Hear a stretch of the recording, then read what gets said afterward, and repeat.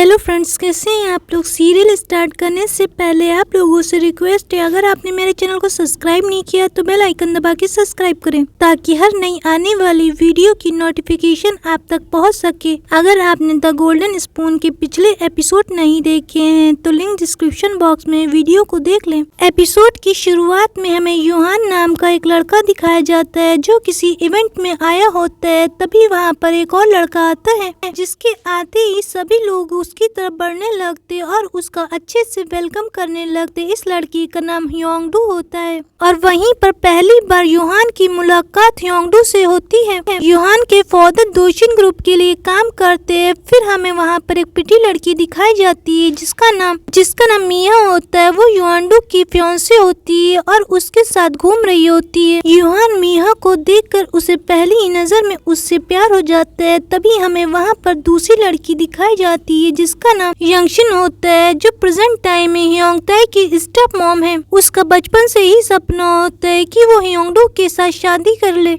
फिर योहान ह्योंगडू के पास जाता और उससे कहता है कि मैं तुम दोनों की फोटो क्लिक कर देता हूँ। धीरे धीरे दिन गुजरते रहते हैं। ह्योंगडू और मिया शादी कर लेते हैं। उनका एक बेटा भी हो जाता है। फिर हमें यहाँ पर योहान दिखाया जाता है जो प्रेजेंट टाइम में ह्योंगडू होता है। वो उन दोनों की फोटो क्लिक करता है। फिर सीन शिफ्ट होता है। ह्योंगडू एक पेंटिंग एग्जीबिशन में जाने वाला होता है लेकिन योहान उसको रोकता है। अब योहान ह्योंगडू की कंपनी डोशिन में काम कर रहा होता है। ह्योंगडू उससे कहता है तुम्हें क्या लगता है, मुझे समझ में नहीं आता है। योहान ह्योंगडू से कोई कॉन्ट्रैक्ट साइन करने के लिए कहता है तो ह्योंगडू उससे कहता है तुम्हें क्या लगता है, मुझे पता नहीं चल रहा है, तुम मेरा सहारा लेकर डोशिन कंपनी को अपने जरिए चलाना चाहते हो। दोनों के बीच काफी बहस होती है। फिर योहान ह्योंगडू से कहता है कि हम दोनों की दोस्ती काफी सालों से है, तो हम दोनों की दोस्ती खत्म होने से पहले तुम एक काम करोगे, मेरे साथ खाना खाओगे। तो ह्योंगडू उसकी बात मान लेता है और यहाँ से क्लियर हो जाता है कि योहान ह्योंगडू की लाइफ जी रहा है उस गोल्डन स्पून के जरिए। योहान उसी गोल्डन स्पून को देख रहा होता है। तभी वहाँ पर मैक्स आ जाता और उससे कहता है ये स्पून तुमने मुझे म्यूजियम में रखने के लिए बोला था और कहा था ये किसी ने तुम्हें गिफ्ट किया है। मैक्स उससे कहता है कितनी अजीब बात है, इतने बड़े आदमी को कोई गोल्डन स्पून कैसे गिफ्ट कर सकता है। फिर सीन शिफ्ट होता है जहाँ पर यूजिंग लीसंग से कहने लगती मुझे लग रहा था यहाँ पर लीसंग है लेकिन मुझे माफ कर दो ह्योंगताई, तुम यहाँ पर क्या कर रहे हो। ओरिजिनल लीसंग जूही की बातों को सुनने की बात समझ जाता है कि वो अब ह्योंगताई बन चुका है। तभी वो जूही को समझाता है और सारी बात बताता है कि वो ओरिजिनल लीसंग है लेकिन ह्योंगताई बन चुका है। वहीं दूसरी तरफ हम देखते हैं ओरिजिनल ह्योंगताई काफी परेशान होता है क्योंकि वो ह्योंगताई के घर पर होता है। तभी वहाँ पर ओरिजिनल लीसंग आता है और उसे सारी बात बता देता है कि वही ओरिजिनल ह्योंगताई है लेकिन स्पून के जरिए हम दोनों स्विच हो गए हैं। फिर लीसंग ह्योंगताई को बताता है ह्योंगडू तुम्हारे रियल फादर नहीं है। ओरिजिनल ह्योंगताई बात समझ जाता है और वो लीसंग के घर पर जाने लगता है। तभी वहाँ पर मिस्टर ह्योंगडू आ जाते और ह्योंगताई से कहने लगते लीसंग मैंने तुम्हें काम के लिए बोला था। तो ओरिजिनल ह्योंगताई मना कर देता और कहता है कि मुझे ह्योंगताई के साथ काम नहीं करना है और ये बोलकर ओरिजिनल ह्योंगताई वहाँ से जाने लगता है। फिर हमें मिस्टर ह्योंगडू को दिखाया जाता है जो दोनों को देखकर एक एविल सी स्माइल करते हैं जैसे कि उन्हें पता चल गया हो कि दोनों एक बार फिर से स्विच हो चुके हैं। फिर सीन शिफ्ट होता है। लीसंग के डैड को दिखाया जाता है। वो बातें सोच रहे होते। योजिन ने उन्हें बुलाया होता और उनसे सारी बात बताती है कि लीसंग ने पेरेंट्स बदल लिए स्पून के जरिए। तो लीसंग के फादर योजिन की बातों पे यकीन नहीं करते और उसे बुरा भला कहने लगते हैं। तो योजिन उसे गोल्डन स्पून दे देती है लीसंग का और उसे कहती अगर तुम्हें सच्चाई जाननी है तो इस गोल्डन स्पून से खाना खा लीजिएगा एक बार। लीसंग के डैड स्पून से खाना खाने लगते हैं। फिर लीसंग ने जो भी किया होता है उसकी सारी मेमोरी उनके डैड के पास आ जाती है। ये सब देख कर लीसंग के फादर काफी उदास होते और वो बहुत रोने लगते हैं। फिर सीन शिफ्ट होता है। ह्योंगडू और ह्योंगताई दोनों लोग फिजिकल डिवीजन की बातें कर रहे होते हैं जहाँ पर ह्योंगताई उनसे कहता है कि मैं आपके अगेंस्ट नहीं जाने वाला हूँ। ये सुनकर ह्योंगडू काफी खुश होते हैं लेकिन लीसंग काफी परेशान होता है कि ह्योंगडू को क्या सच में पता होगा कि उनका ह्योंगडू रियल बेटा नहीं है। बातें करने के बाद ओरिजिनल लीसंग बाहर आता है। तभी वहाँ पर उसके डैड आते हैं और उससे अपने साथ लंच करने के लिए बोलते हैं तभी वहाँ पर योंगडू आ जाते हैं और उसे अपने साथ चलने के लिए बोलते हैं। तो लीसंग कुछ नहीं बोल पाता और योंगडू के साथ चला जाता है। फिर सीन शिफ्ट होता है। योंगडू हियांगताई को लेकर ब्लू हाउस में जाते और प्रेसिडेंट से मिलाते हैं। यहाँ पर वो प्रेसिडेंट से कहते हैं कि वो अपने बेटे को डोशन ग्रुप का रिप्रेजेंटेटिव बनाना चाहते हैं और बताते हैं कि मेरा बेटा काफी आगे तक जाएगा। ये सुनने के बाद लीसंग भी काफी खुश होता है। वहीं जेल में हियांगडू का प्रोसिक्यूटर जुनताई को बताता है कि तुम्हें जेल से नहीं छुड़ाया जा सकता है। ये सुनने के बाद जुनताई को काफी गुस्सा आता है और प्रोसिक्यूटर को मारने लगता है। वहीं दूसरी तरफ हमें यंगशिन को दिखाया जाता है। जुनताई की खबर मिलते ही वो अपने हाथ की नस काटने लगती। तभी वहाँ पर लीसंग की माँ आ जाती और उन्हें ऐसा करने से रोकती है। वो उनसे कहती अगर तुम ऐसा करोगे तो जुनताई के पास कोई भी बहन भी नहीं बचेगी और वो अकेला रह जाएगा। लीसंग की माँ उसे काफी समझाती और उनसे कहती कि मैं अब दोबारा जॉब पर भी नहीं आऊंगी क्योंकि मेरे हस्बैंड की काफी बेइज्जती की है आपके हस्बैंड ने। फिर सीन शिफ्ट होता है। ओरिजिनल हियांगताई जूही से मिलने जाता है तो जूही उससे कहती मुझे पता चल गया है कि तुम हियांगताई हो। लीसंग ने मुझे सारी बातें बता दी। तभी हियांगताई उससे कहता है कि मुझे अपनी हियांगताई वाली मेमोरी कुछ भी याद नहीं है। तुम मुझे मेरी माँ के बारे में कुछ बता सकती। तो जूही उससे कहती तुम्हारी माँ काफी खूबसूरत थी और उन्होंने सुसाइड कर लिया। उसके आगे मुझे कुछ नहीं पता है। वहीं दूसरी तरफ में योजिन का दिखाया जाता है। लीसंग उससे मिलने जाता और उससे कहता है कि मैं तुमसे शादी नहीं कर सकता।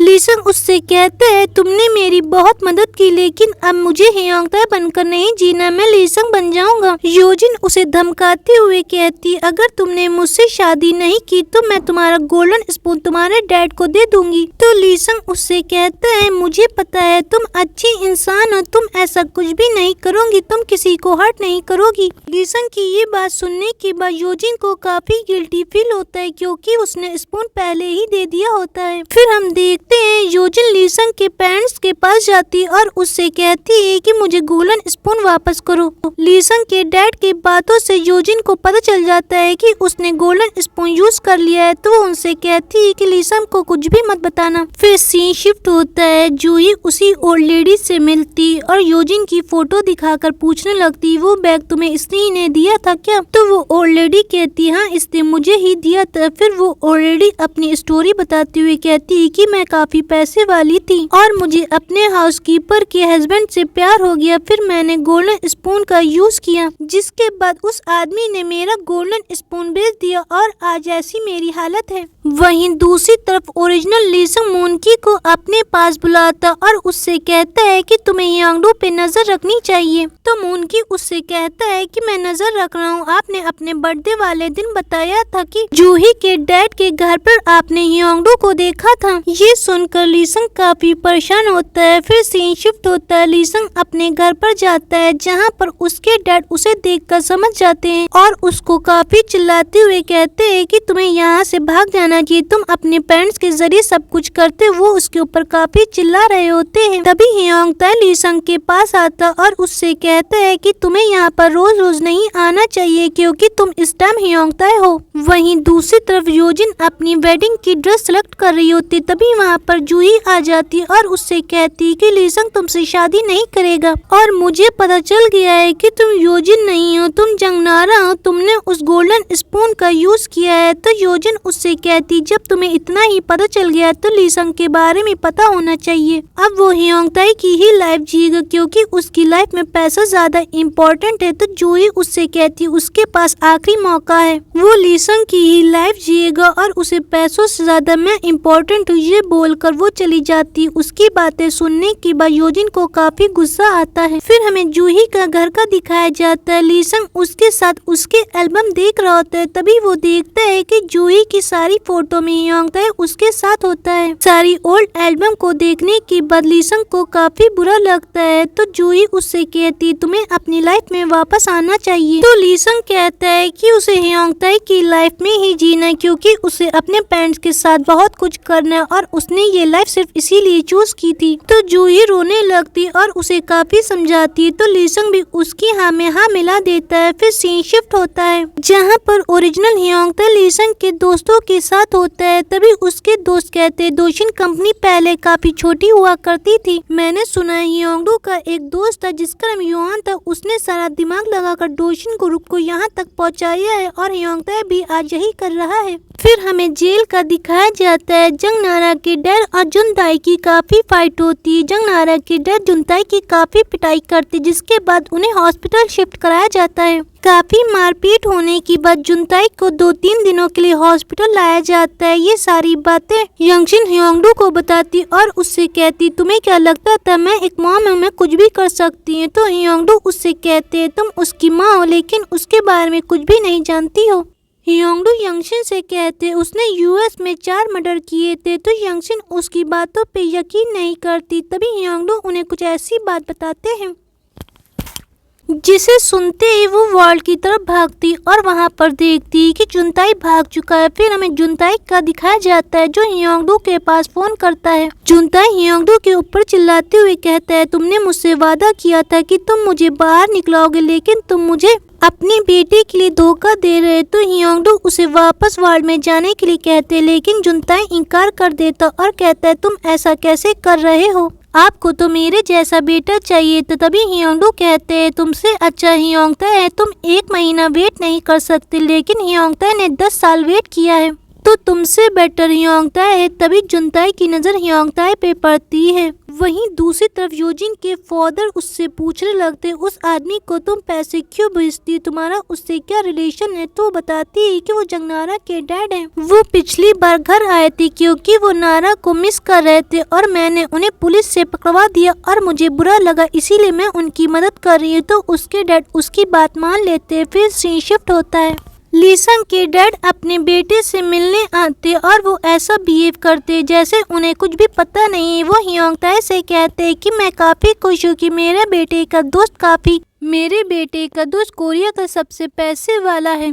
फिर वो एक पेपर निकाल कर लीसंग को दिखाते और कहते हैं कि पता है तुम्हें लीसंग का बचपन का सपना था कि वो एक पोएट बने। वो लीसंग की बचपन की लिखी पोएट्री को पढ़ के सुना रहे होते जिसे सुनने के बाद लीसंग काफी इमोशनल हो रहा होता है। फिर लीसंग के डैड उसे वही लेटर देते हुए कहते हैं जब तुम और भी ज्यादा पैसे वाले बन जाना तो इस पोएम को कभी भी नहीं बोलना। तभी लीसंग के पास जुनताई का फोन आता है। लीसंग जुनताई से मिलने जाता है तो जुनताई उसे पीटने लगता और उससे कहता है तुम बाप बेटे मुझे मिलकर फंसा सकते हो जूही के डैड के केस में। ये सुनकर लीसंग काफी हैरान होता है। तभी जुनताई कहता है लेकिन मैं अब तुम्हें जिंदा नहीं छोड़ूंगा। ये बोलकर वो नाइफ उठाकर लीसंग को मारने लगता है। तभी उसके डैड सामने आ जाते। नाइफ लीसंग के डैड को लग जाता है। जुनताई वहाँ से भाग जाता है। तभी लीसंग के डैड कहते तुम्हारा जो भी नाम है लेकिन तुम मेरे बेटे हो और हमेशा खुश रहना। लीसंग ये बोलकर उसके डैड मर जाते। लीसंग उनकी बातें सुनकर काफी हैरान होता है कि उन्हें कैसे पता चल गया कि वो लीसंग है। ये एपिसोड यहीं पे खत्म हो जाता है। अगर आपको हमारी वीडियो पसंद आई तो लाइक करें, शेयर करें, सब्सक्राइब करना बिल्कुल भी ना भूलें।